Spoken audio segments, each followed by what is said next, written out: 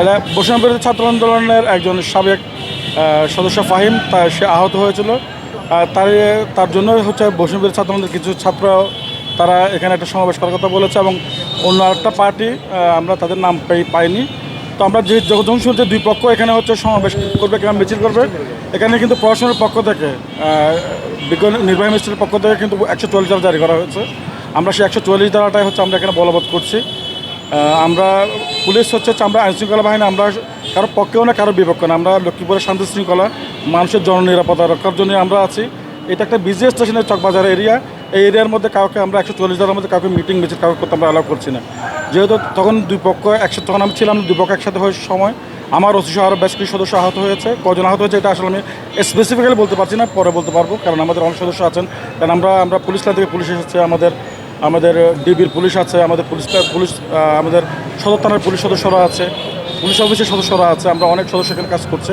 কয়জন আহত হয়েছে সেটা আমরা পরে জানাতে পারবো। আপাতত কোনো ধরনের সমস্যা নেই, দুই পক্ষকে আমরা ডিসপাস করে দিয়েছি, দুই পক্ষ দুই দিকে চলে গিয়েছে, কোনো ধরনের আটক নেই। আমরা নিরাপত্তার সাথে কয়েকজনকে সরিয়ে দিয়েছে এবং এই দুর্ঘটনার মধ্যে যদি কোনো সাংবাদিক যদি কোনো আহত হয়ে থাকে সেজন্য আমরা দুঃখ প্রকাশ করছি। কারণ এই গণ্ডগোলের মধ্যে আসলে হচ্ছে কে সাংবাদিক যদি অনেকের হাতে হচ্ছে আপনার বোম আছে কিংবা হচ্ছে কারোর যদি গলায় এরকম আইডি কার্ড থাকে তাহলে বোঝা যাচ্ছে উনি সাংবাদিক। তো আসলে আইন শৃঙ্খলা পরিস্থিতি নিয়ন্ত্রণের ক্ষেত্রে যখন আমরা আইন প্রয়োগ করি তখন আসলে অনেক সময় যদি কোনো বিচ্ছিন্ন ঘটনা ঘটে থাকে সেজন্য আমরা দুঃখ প্রকাশ করছি। বাট বড় ধরনের কোনো ঘটনা ঘটেনি।